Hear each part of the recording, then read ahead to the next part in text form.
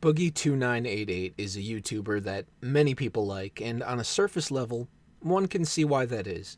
He comes off as a nice enough guy who cares about people. He's a sympathetic character because of his past of being abused and struggle with weight and mental health issues. I suppose you could say that his nice guy persona makes you feel as though he's the underdog that you want to see pull through. But Boogie has a tendency to use this portrayal to his advantage. Recently, Boogie came under fire for some comments he made on the H3H3 podcast regarding Anita Sarkeesian and the events at Charlottesville. You can watch the clip for yourself in the description below.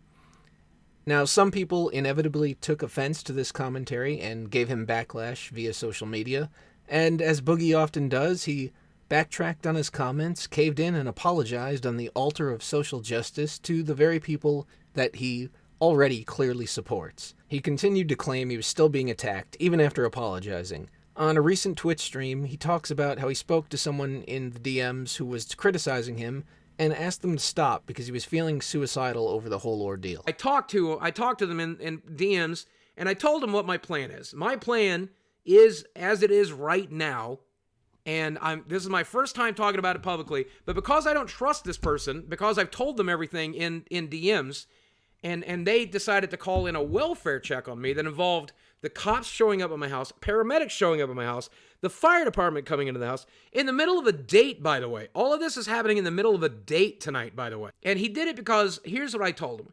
I told him that all of this shit is making me suicidal, and I didn't want to fucking kill myself. That I might kill myself in a month. I might kill myself when I take care of my other shit. But I don't want to fucking kill myself tonight. I want to do it on my terms. I want to do it on my time. But the shit that I'm dealing with is making me fucking suicidal. Just leave me alone. I don't want to fucking blow my brains out tonight. I just want to be left alone, man.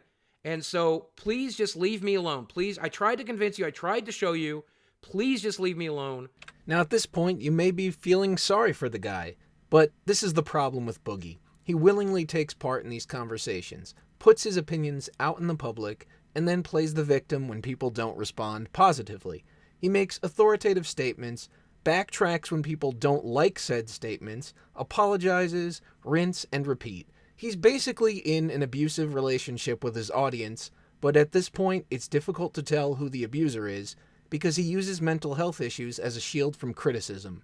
Not only is this emotionally manipulative, it also makes mental health issues look like an excuse which to throw around to absolve you from any and all responsibility for your actions. Boogie is a man in his 40s. By now, he should know that it is his personal responsibility to deal with his own emotions. If he can't handle the potential backlash that comes with taking part in controversial discussion online, he should keep his nose out of it. It's not the internet's job to make sure Boogie2988 doesn't kill himself because someone hurt his feelings over an opinion he shared.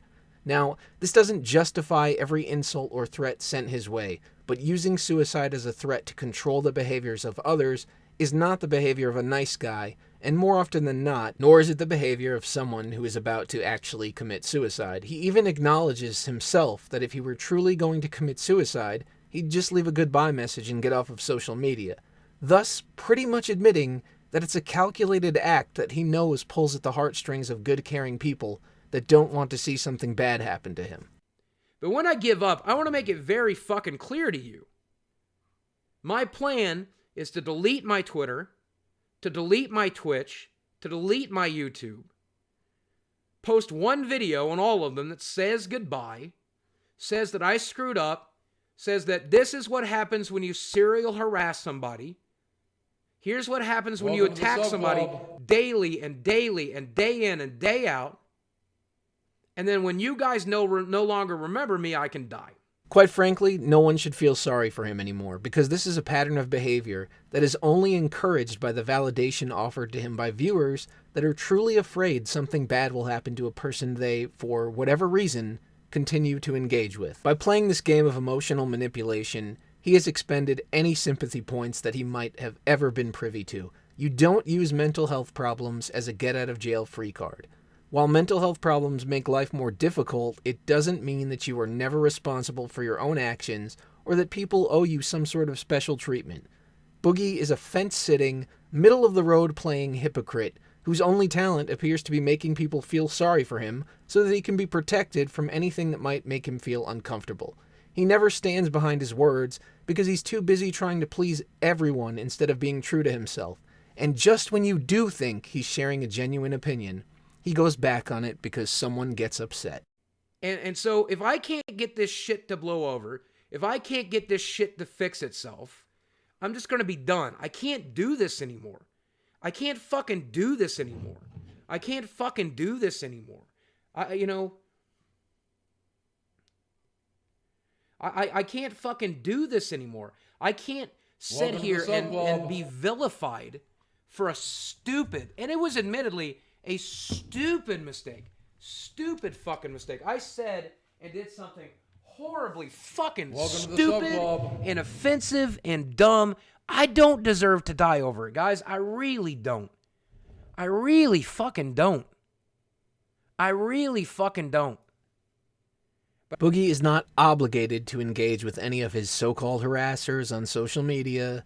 He isn't required to name search himself to see who is talking about him on a forum, and yet he continues to do so in spite of the fact that he seems to be aware that he isn't mentally well enough to handle the stress that results from it.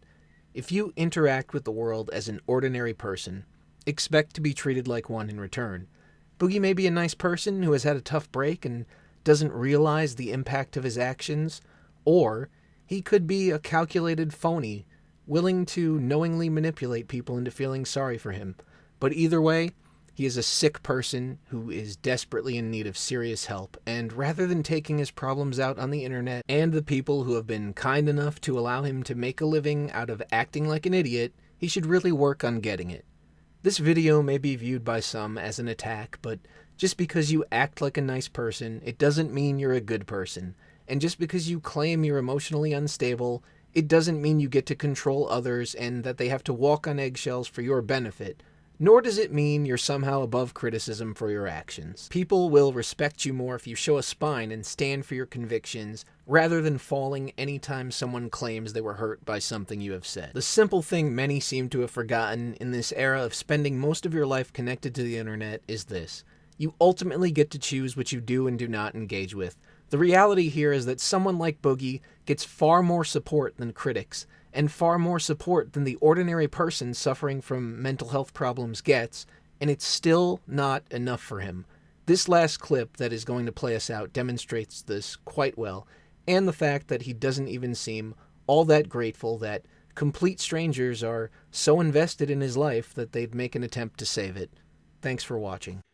And they were so worried that I was going to hurt myself that they called welfare, did a welfare check and did the social media stuff, which is fine. I'm glad they did. I do want to make it very clear to anybody out there, if I thought I was going to blow my brains out, talking to a cop is not going to change that. If I have plans to blow my brains out, talking to a cop is not going to change that. I don't know what anybody expects to think about that. That is not for me. That is for whoever does that. You're not doing me a fucking favor. You're not doing me a fucking favor. You're making yourself feel good, and that's fine. But you're not doing me a favor, man. I know on some twisted level you think you are, but it's not gonna fucking fix anything.